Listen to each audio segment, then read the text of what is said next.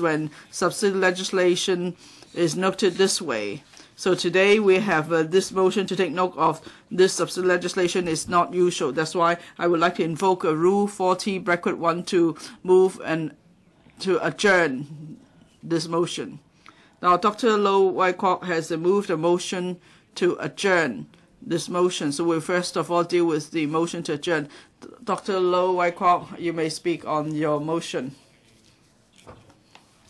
Madam Deputy, as I said just now, I have great respect for the legal profession and for them to handle their own operational issues. Now, we talk about trainee solicitors. It may have to do with the succession of the profession.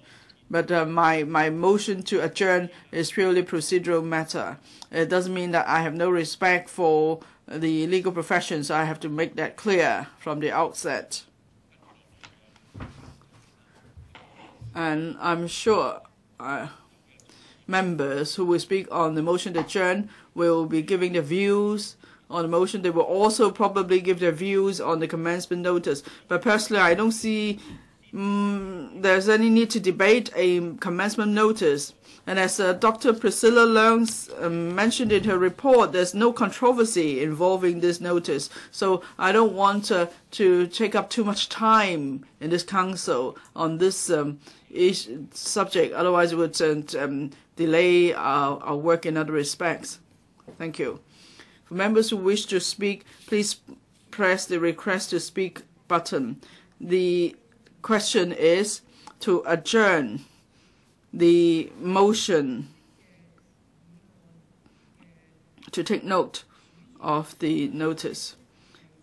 Now, this motion to be adjourned seeks to take note of the Trainee Solicitors Amendment Rules 2017 Commencement Notice, which is included in report number 5/17 to 18 of the House Committee laid on the table of this Council.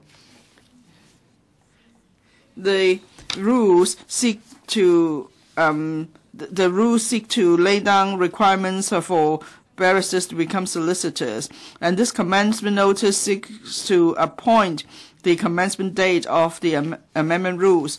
So the scope of debate is narrow on this motion to adjourn. That is, whether members support the motion to adjourn the debate on the second motion. So members should not refer to matters which are irrelevant, and members should also not take this opportunity to discuss the details of the amendment rules and the commencement notice, in particular the requirements for barristers to become solicitors.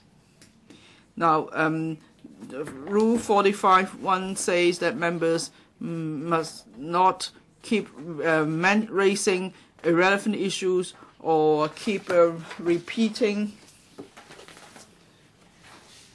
the points, or members should not persist in irrelevance or tedious repetition of his or her other members' arguments in debate. Otherwise, the President may direct him to discontinue speech. Mr. Ray Chan, what is your point of order? Now, Madam Chair, Madam Deputy, you were speaking too quickly. I couldn't follow. Do you have you prepared a script? Can you distribute that to us? Now there will be a printed copy on the motion to adjourn. Yes, I'm sure you have. You're all ready. Now I'm glad to finally meet the Secretary for Justice. I've been waiting to see you for so long. Now, as soon as I saw Dr. Low Wai Kwok press the button without this rostrum in front of him, I knew exactly what he was going to do. That's why I sat still to make sure I pressed the button. Otherwise, I might not have a chance. So I see Claudia Mo and Mr. Ray Chen have also pressed the button. So I was waiting to learn from Dr. Low Wai Kwok as to why he's moving this motion to adjourn. At least for Wong Kwok Kin, he tried to give a few reasons for adjourning the debate. And have you studied what we're going to talk about? Now, Shenzhen Bay. No, sorry, it's not Shenzhen Bay.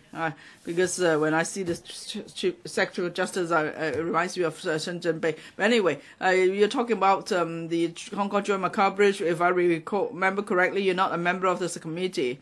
And if you heard James Toh, at least he mentioned something, and then Wong Kok can at least try to make give some reasons. But Dr. Low Wai Kwok says that there is a commencement notice, and it is just a motion to take note of the report, and the commencement notice may affect the other members, blah blah blah, or it's just about procedural matters, and doesn't mean that he has no respect for the legal profession. I don't actually know what he's trying to say.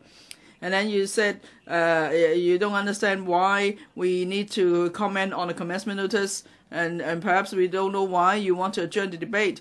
Now he's saying that you don't. He's saying that he doesn't get it why there is need to to debate a commencement notice, but you're saying that we shouldn't be commenting on the commencement notice, so it's inconsistent. Well, let me tell a story. I'm a barrister. I was a trainee solicitor, and I was a solicitor too. And on the list of solicitor, I had to take my name out before I could become a practicing barrister, or even to apply to become a barrister. Probably many people don't know that. And now, today, we're doing it the opposite way. So why is the date so important? That's the reason why I wanted to be the first to speak. Now, I'm sure Mr. Rimsky-Yuen would remember this. In those days, if you wanted to become a pupil, well, sorry, I don't know what a pupil is in Chinese. But anyway, now I was when I wanted to be a pupil, say, and then we had to go through this process, which is called call bar. So at the beginning we had to do it, but eventually that was changed. First, you had to be a pupil for 6 months before you could call bar. So when I applied to become a barrister, I was caught in between the two arrangements. So it has exactly to do with the commencement date. Now, so at that time, I applied to the Bar Association, saying that I've submitted an application form, which is exactly the same like this case. An applicant has to apply to the Law Society in this case.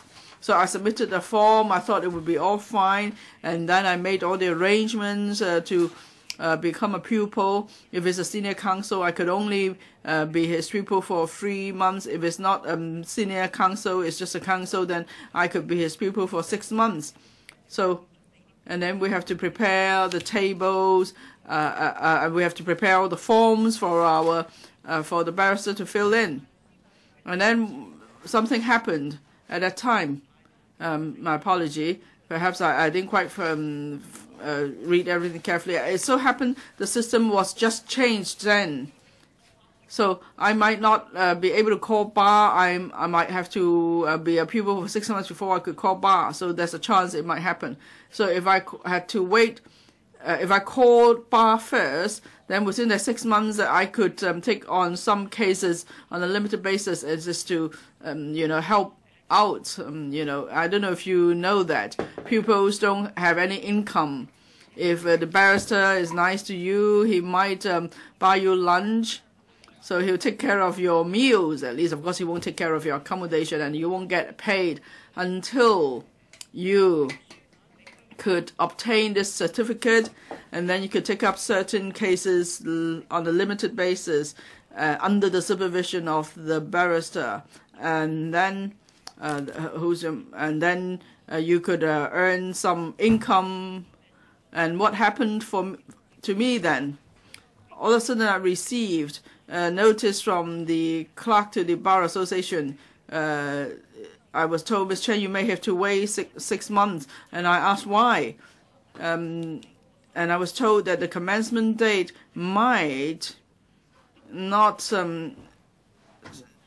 be synchronized with your case. So maybe you don't know what's going on, but at the end, I had to seek legal advice from the Bar Association to decide how to deal with my case, whether I could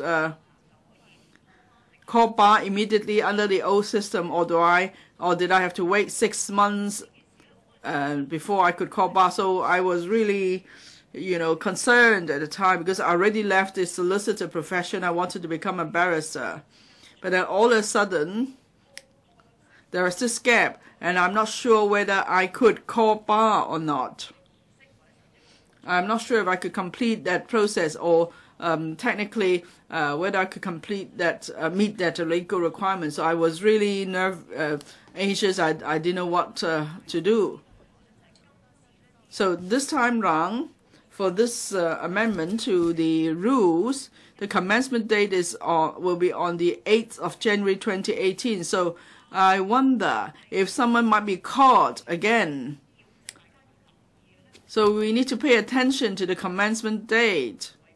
I'm certainly against the motion moved by Dr. Low to adjourn the debate. Yes, I get it. This is subsidiary legislation by negative vetting. But definitely, so the motion to adjourn is inappropriate in this case, although we're talking about a very narrow scope subject. Yeah, Mr. Ray Chan, yes, what is your point, please? Call for quorum, please. Mr. Ray Chan has called for quorum.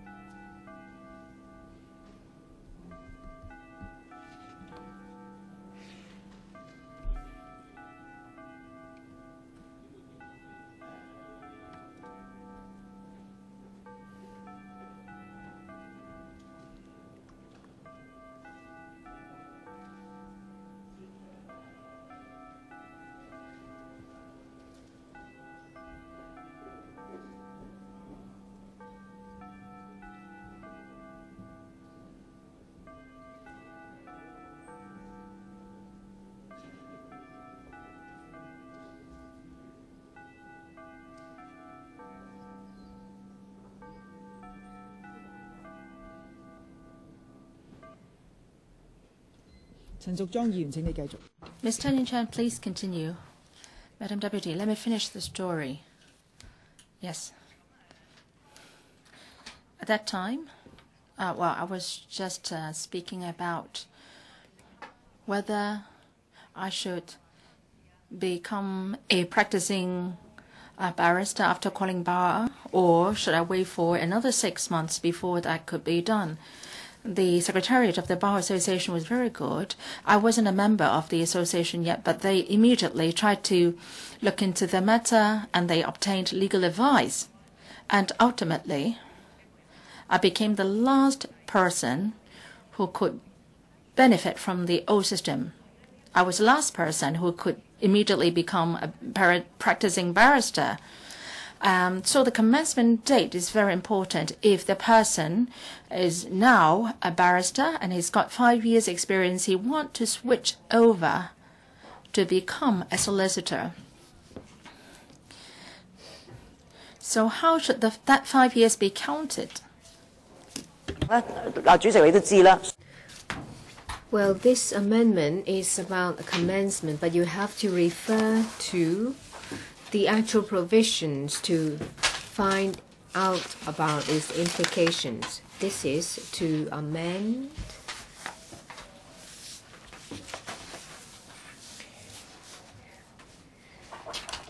Cap 159J, Trainee Solicitors Rules. It sets out all the requirements. What is the amendment about? This may be a commencement notice, but what is the amendment about? Well, when you want to apply for an exemption to practice as a solicitor, members, please be quiet. Ms. Chan, please continue. If you want to become a trainee solicitor, well, actually, if you want to switch from barrister to a solicitor, do you have to first go through a trainee solicitor period, or you can straight go practice straight away as a solicitor? Then you have to refer to Cap 159J, Section 20, that is Rule 20. Mr. Alvin Young touched on this, but he did not go into it in depth. And I want to talk about this using my experience. Well, if you are a barrister, then you need to furnish information provided by the Bar Association. Say, for example, well, do they need to seek legal advice, or is it very easily comprehensible? There are certain parts of it that is related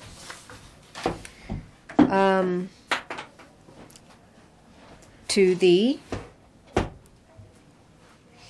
barristers' disciplinary tribunal.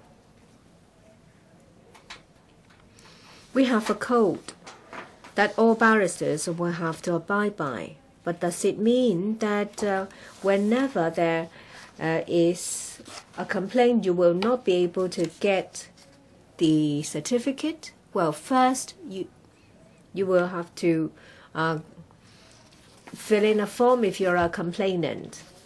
And there are two different parts. First, well, whether the complaint constitutes misconduct, professional misconduct. There are different levels.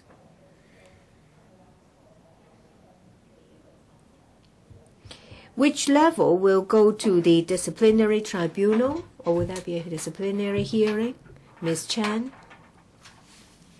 Well, I noticed that the Deputy President has already reminded members that this is about the motion to adjourn. So please come back to this point. Well, I'm always on this point. I don't know if you, Mr. President, have heard about my personal experience, and that is pertinent to the commencement date. But this is related to the conduct or the ethics.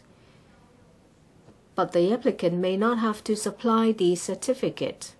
But if when this comes into effect, and if there is a disciplinary hearing, then the person will be affected. Then will there be delay in the proceedings, or will the proceedings be swiftly wrapped up or for any other reason? I don't see any reason why the Law Society or the Bar Association would drag on its proceedings or to start an investigation because of just a few barristers. Well, apart from this disciplinary tribunal, there are less complicated or minor issues, and they will be dealt with by the president of the Bar Association. Well, the Secretary for Justice was at one time the president of the Bar Association, and he would have dealt with similar cases. It's just like collocation arrangement. Well, at that time, the secretary, Mr. Yun, reminded me. Well, a lot of people might have seen me in press reports, and they may be complainants. And if they lodge complaints against me, then even when I have reached 5-year fulfillment, the period, then I may not be able to become a barrister as a result of these complaints. So commencement dates is very important. I've never left this point. Well, what is this commencement? It did not start from nothing. It's an amendment of something that already exists. Well, before the commencement date, then the old system would prevail, but afterwards it would be a new system. So the transitional period is very important. So the motion to adjourn is unnecessary. Well, yes, I understand that this is to take note, but I need to repeat. If the motion to adjourn is endorsed, well, that is quite obvious because they are all sitting here. If the motion is endorsed, then there is no chance for the secretary to say anything on the commencement notice or the amendment. I'm not even talking about a long speech. The motion to adjourn has taken away the chance from members to speak, and it has also taken away the chance for the secretary and officials to explain, make statements or to give undertakings. Well, there may be areas that needs improvement. There may be other comments. Well, this is the second time they moved this motion to adjourn, so we don't get a chance to speak, and officials don't get a chance to reply. There is no transparency. We can't hold the administration accountable. That's why I oppose to this. Ms. Claudia Mo.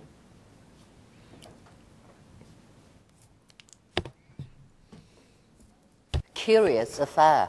I mean, we're going through some harmless procedure in this chamber. We're asked to take note of some subsidiary legislation. It's negative vetting too. And then we've got Mr. Rimsky-Yun here, the Secretary for Justice.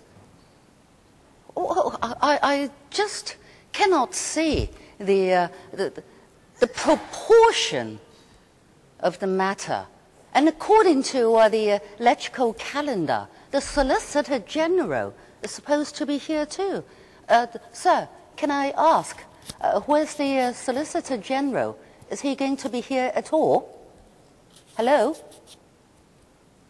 我唔係 hello， 你中意 hello 因為我唔中意嘅。 Mr. President. 你可唔可以稱呼即係 Where's the Solicitor General? 政府委派邊一個官員嚟啊？ It's the administration's decision as to who will appear.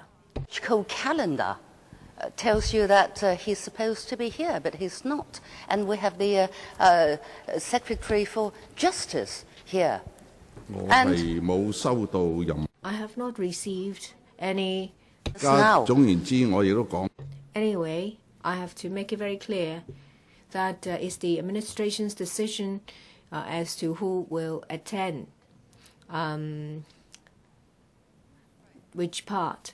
The proposer of this adjournment, it didn't use any improper language or any crude substance. That's very nice of him. Nothing indecent, nothing crude. But as a result, that we can't talk back because we're quite baffled. We're all puzzled as to why he bothered to raise this 40(1) adjournment motion. What's the whole purpose? What's the point? Can we ask, what's the point of the whole thing? Of course, you could say you can disagree. He just has the right to raise such a matter. Fine, okay. But I seriously still appreciate your decency expressed in the way you proposed the matter, unlike your colleague earlier in the day. But then the thing is, it's so expected still. It's so déjà vu. It's almost like some cheap detective movie. The script, the storyline is all known. They knew, we knew that they expected us to know kind of story. How boring is it? How boring indeed. And the fact that the Secretary for Justice is here for this very minor, as far as I could see, very minor motion, I think it's very demeaning. And the fact that they raised this adjournment thing tells you that they couldn't care less if this top official in Hong Kong has the chance to reply to anything or the chance to the opportunity to say any of his own personal thoughts on the matter. This is just not right. And I personally would like to ask him about whatever happened to Article 20 of the Basic Law of his that's supposed to be applicable to his co-location in West Kowloon. Well, he wasn't here when that matter was raised.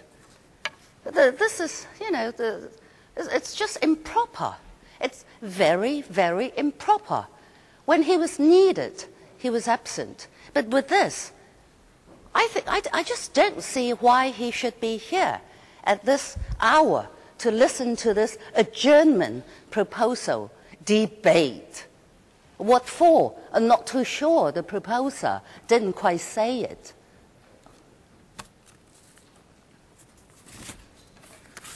Now, I was, well, I'm speaking as a layman, of course. I'm not a member of the legal profession.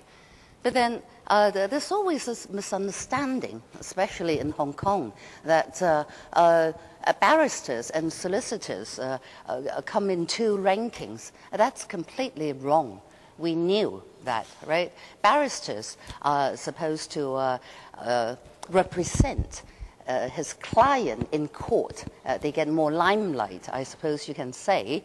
And they're better known, like in Hong Kong, the #1 senior counsel, of course, the top barrister is Martin Lee. Everyone in Hong Kong knew Martin Lee. But then solicitors are equally important. They surely are of equal importance, because more often than not, the barristers are actually advised by the solicitors.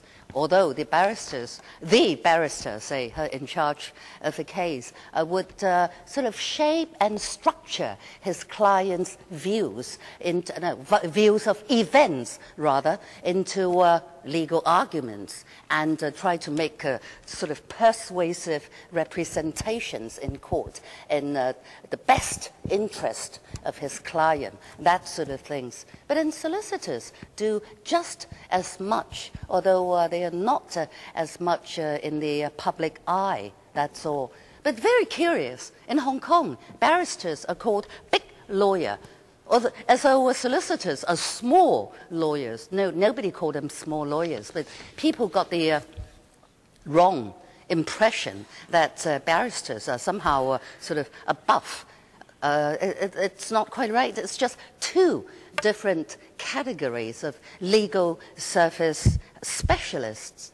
And if you are very keen about American legal dramas, you would have seen or come across the term counselor, right?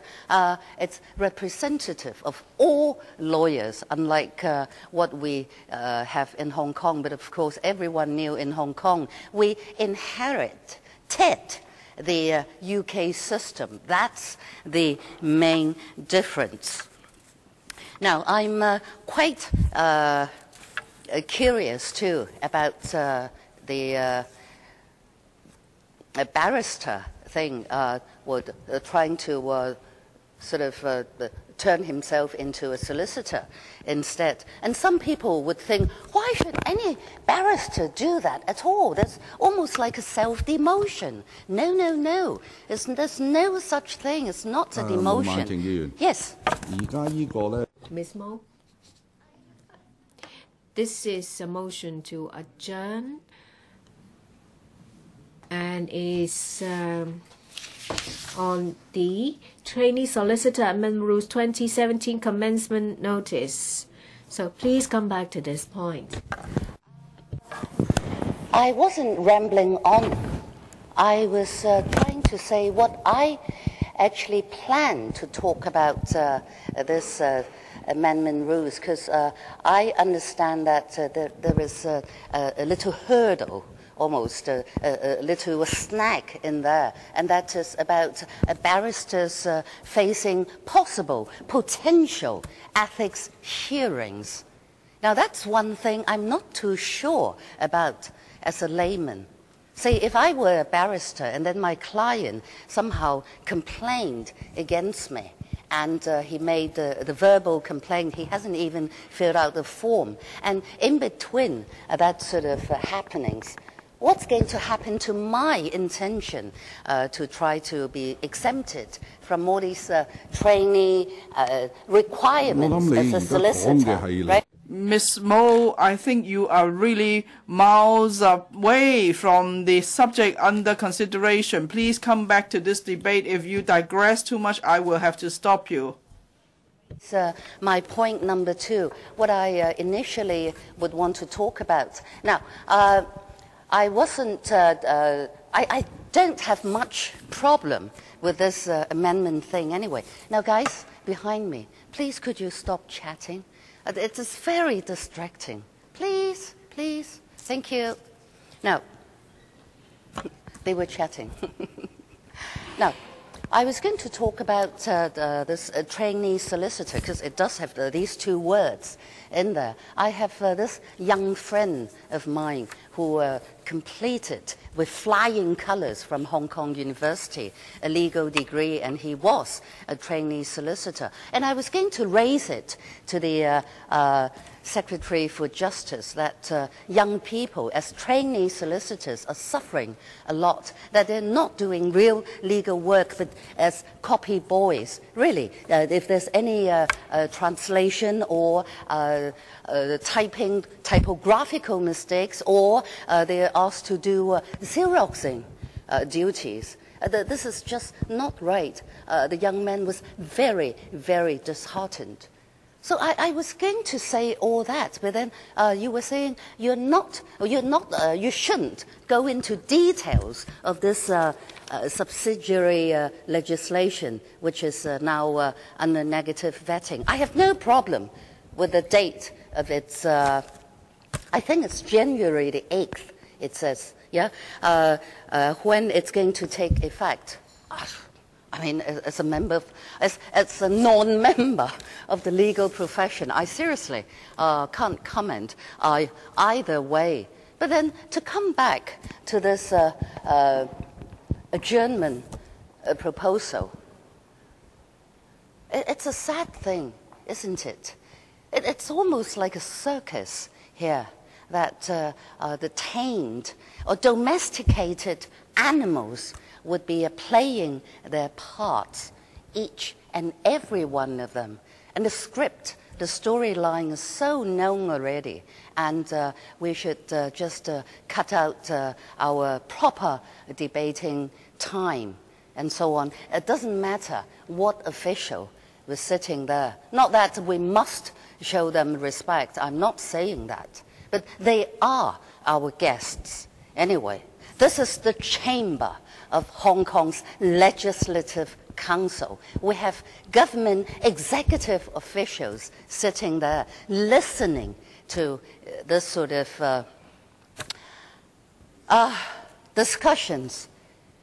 It is a sad thing, don't you think? So to consider whether I should agree with this adjournment motion, I need to consider first the pros and cons. The pros is that, I suppose, they think it's going to save time. In some ways, it's going to save time. Never mind whatever the government proposes, says on paper. It must be just like the gospel. It's just wonderful. Let's just get it passed. The passage of this is all expected, and please don't spend one more second on this. That's the attitude. But saving time, is time really a matter, an issue here? If we're just talking about saving time, we might as well call it a day now. You could declare this meeting adjourned, over until next week. Let's save more time. We can't do that, right? It's not a matter of time. Although in politics we always say time is always on the people's side. So I disagree with the saving time business. But what about the cons? What's so ungood, if there's such a word? I think so. These days online you can make up English words very liberally. What's so ungood about this adjournment debate or this adjournment proposal? It's just no good because it's farcical to start with. Farcical. Because it's twice in a day now. I mean, most of the time we would laugh at something that happens twice as in many days, meaning twice in 2 days, right? But no, it's twice within 1 day by the same gang of people. It's all expected. Whatever's going to happen to the general public's impression of this Legislative Council. Already, people are saying that it's not just a circus, it's a zoo. But a zoo full of domesticated animals. Or maybe not animals, because some animals are still wild, domesticated pets. Pets. This morning I used the word groveler, groveling. And I don't know what those Beijing loyalists, the shoe shiners, are trying to get at, or trying to take Hong Kong people to. I don't know exactly what this is going to achieve. So at the end of the day, I do not understand where that is coming from. They say, oh, it's anti-filibustering without telling you, without saying it. But it's all understood bollocks. It's all really very cheap kind of playing politics. And I really, really feel sad, not just for this council, but for Hong Kong. Please stop, Mr. Ray Chen. I speak in opposition to the motion moved by Dr. Loy Kok in accordance with Rule 40(1) to adjourn the motion to take note of the Trainee Solicitors Amendment Rules 2017 commencement notice. But first of all, I must thank Dr. Priscilla Leung. Dr. Leung is the chairperson of the subcommittee. Now, if the loyalists want to go further, when she spoke, she could, after giving the report, she could already move the motion under 40(1). If she had done so, then even Mr. Alvin Yeung wouldn't have had a chance to speak. But of course, Dr. Low manage to get into second place in the queue. And if this motion to adjourn is passed, then, as you put it, President, then we cannot speak on the content of the notice. Now, we've been saying that you're the players, the referees, and even people of the Football Association are all your people. Now, I doubt even the machines are your people, because in the last time round, Wong Kok Kin also managed to get into second place in the queue. After James Toh spoke, well, we of course last time round we weren't prepared, but this time it's different. We put our fingers on the button and we kept pressing and pressing and pressing, and still we lost out to Dr. Loy Kwok. So that's why I think I have the right to question the motive or impute motive to the machine. Maybe even the machine doesn't want us to speak. Mr. Ray Chen, please hold. Please be careful. Now, your criticisms against the loyalists or myself, of course, we will accept it, but please, for the neutrality of the Secretariat. No, I'm not questioning the Secretariat. I'm questioning the machines. Maybe there's something wrong with the machines, but the machines are operated by the Secretariat. Okay, you say it, fine. So we'll leave it to people to judge.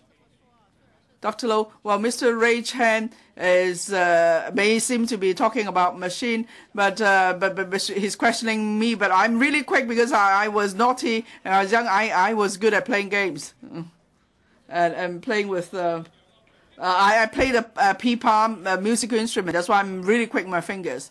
Well, okay, I'll have to ask what Alvin Young plays then as an instrument, because it's faster than you. Anyway, coming back to the issue, I would like to thank the Secretary for Justice. Now, there are rumors that the Secretary for Justice may quit at the end of the year. Now, the government is not tabling any bills now, so perhaps this is the last opportunity for us to see the Secretary here.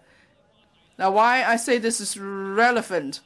Now, usually, if the of course, if the government last time moved motion under 40(1), the government would support itself, of course. But by convention, if a member moves a motion under 40(1), the government should oppose to that, because the government has already sent officials to attend meeting, or you may even have prepared speeches, unless you knew already. So you knew that the motion under 40(1) would pass. That's why you didn't even prepare a speech. Or Dr. Low Kwok has told you before that he's going to do that. So if you have prepared to speak in this debate, then you should oppose this motion under Rule 41. You should find out what members have to say to you about this Trainee Solicitors Amendment Rules 2017 Commencement Notice. And having heard members, you should give a response, especially if this is your swan song appearance here. Well, at least it's rumored to be. Anyway, so you should perhaps listen to members before you make a wise decision as to whether you should oppose the motion under Rule 41, so that we could move on to a substantive debate on the Trainee Solicitors Amendment Rules 2017 Commencement Notice. Now, Dr. Loy Kwok has learned from Mr. Wong Kok Kin his smarter. I was prepared to jot down what he was going to say, but it ended up he didn't say much. Perhaps because he's afraid he would make a mistake if he says too much. And then he said in the last session he already spoke. So this time around he doesn't care what this motion is about. The last time, why did he press the button? Because then he could speak in the last session, so he doesn't have to speak this session. But I didn't jot down what he said last time. Anyway, so he doesn't want to make a mistake, so he rather not say so much. And then he has to say this too, that it's not that he doesn't respect the legal profession, he doesn't want this to be passed, whatever. It's just that it's a procedural matter. Now, when Dr. Loy Kwok started to speak, he said, there's no point to have this debate. Well, then I know he doesn't know what we're talking about. because here we're talking about to take note. It's not a debate, it's to take note. We're not debating the commencement date. There's no case of winning or losing because there's no need to vote. It's just to take note. So, before the commencement date, which is the 8th of January next year, so before the commencement date, if members have any concerns or questions, they could raise them now. So you can say this is just a chance for members to tell the government what they think. It is not a debate as such. Now, I'm against this motion to adjourn for several reasons. First, it's against the spirit of this council. One important spirit of this council is for us to exercise check and balances on the government. In previous motions and bills, we moved motions to adjourn on the 40 bracket ones because we want to exercise our functions to have check and balance on the government. Because if we adjourn a bill, then it cannot be implemented, and then to secure passage of the bill or the subsidiary legislation in this council, the government may have to make compromise with us and make and amend the bill or subsidiary legislation. So when we move motion to adjourn, it's based on the spirit of this council, is that we can then exercise check and balance on the government. This is to make sure that we can perform the functions of this council. So today, Dr. Low Wai Kwok and Mr. Wong Kwok Kin moved in a motion to adjourn. They are going against the spirit of the council proceedings. If the motion to adjourn gets passed and that this commencement notice will still be valid on the 8th of January, so that will not achieve the purposes that we raised our adjournment motions in the past. The only purpose of this motion to adjourn is to stop members from speaking on this motion, and that we cannot have substantive debate. And this motion is to deprive members to speak for the last time on this motion on the Trainee Solicitors Amendment rules. Now, the legislators have responsibility to monitor the practice. Dr. Low, as a legislator, is depriving the council of the right to reflect public opinions on this issue and to monitor the relevant professional bodies. And this highlights the fact that Dr. Low is totally ignorant of the spirit of the council. And this goes against freedom of speech. You can notice that for motions to adjourn that we raised last time, whether it's a collocation arrangement, bills, and other subsidiary legislation, we will wait till a certain number of members to speak before we raise these motions. And you would allege that you would like to waste several hours first before you move the motion to adjourn. You want to drag the matter. Well, you have misunderstood us. If we wait for more members to speak first before we move the motion to adjourn, the merit is that members will be given the chance to speak. We would not shut the gate in the first instance and stop members from speaking. Why? They are moving the motion to adjourn is because they are afraid that some 20 of you will speak, and then you will be speaking for a second time. I don't know what others think, but I won't do that. I have a reason here, because this is a take-note motion. This is not a debate, and this is not binding either, and nothing will be changed as a result of a discussion. It's not like what we did in the past. We would pressure the government to increase the legal aid level. No, that will not be the case. Now, if we have spoken and then we raise 40 bracket 1, then the objective effect is that we will stop the pro-establishment members having a substantive debate on the matter, and I won't do that. And it goes against the freedom of speech. So I welcome you to speak at any juncture in the proceedings. I won't complain. But then today, the pro-establishment members have twice moved the motion to adjourn at the start of the discussion of the debate. And that's a very different approach from ours in the past. In the past, we would just let everybody speak before we raise the motion to adjourn. But today, the pro-establishment camp is stopping you from speaking. You are not like the people player. You didn't press a button fast enough, so you can't get the chance to speak. That's very interesting.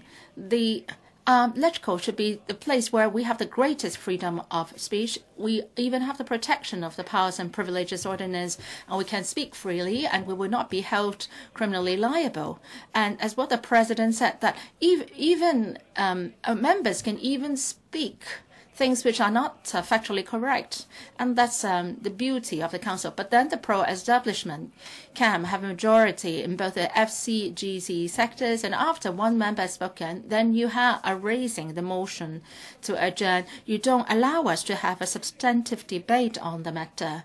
Now, the Madam Deputy said in the speaking notes that we should not speak about the specific contents on the in detail, including the barristers turning into solicitors and also the commencement date.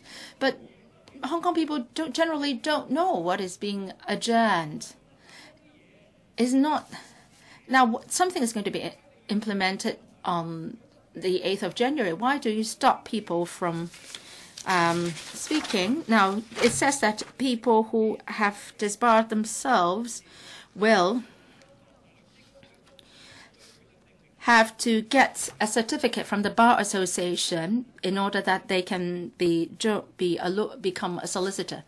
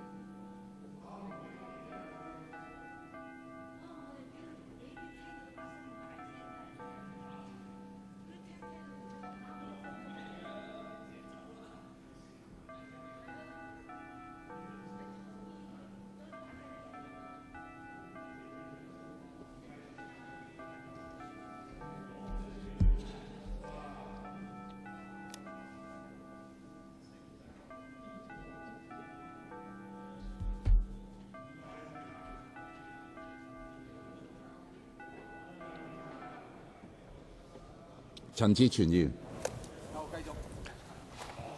多謝主席。另一個我反對盧偉國議員提出40(1)嘅理由就係，如果40(1) 通過咗，就會令到議員唔能夠履行職責。If that motion is passed, then legislators can discharge their duties. As pointed out by Dr. Low, whether we are considering a bill or subsidiary legislation, if there are strong views, you should have joined the relevant subcommittee or bills committee to speak your mind. So in other words, does it mean that if we didn't join the bills committee, then we should not air our views? Now, for the energy efficiency labeling ordinance, a lot of members spoke on that piece of subsidiary legislation. A lot of them didn't join the subcommittee, so they are practicing double standards. So if that stands, then we should have subcommittees and bills committee for every piece of bills and subsidiary legislation. If you don't join such a committees, then you will be accused of you will people will say that you have no right to speak about it. Now, legislators should have the right to speak on every kind of bill or subsidiary legislation at any time, no matter how straightforward the legislation is. Well, you may identify new problems at different periods, and you are obliged to make use of the opportunity at the council to speak your mind. Now, say if maybe I have not joined the committee, and later members of the public have reflected to me some views, shouldn't I be given the chance to relay those views at a later stage? I think that logic is problematic. So please don't use that yardstick again to not let members speak at different at different periods. The consequence of the adjournment motion is that we wouldn't be given the chance to reflect views of members of the public who have talked to us. In fact, the government representative is here to listen to us, but then we are denied the opportunity, and we are stripped of the basic right of the legislators to reflect public opinion in the council. I have to say sorry to my colleagues, whether it's the subsidiary legislation in the previous session and for also this piece of subsidiary legislation. I have prepared a very detailed report, and I would like to speak on that. But for the last the item, the motion to adjourn was passed, and then very likely this motion will be passed. So please stop speaking. Meeting adjourned till 11 a.m. on the 8th of December, Wednesday.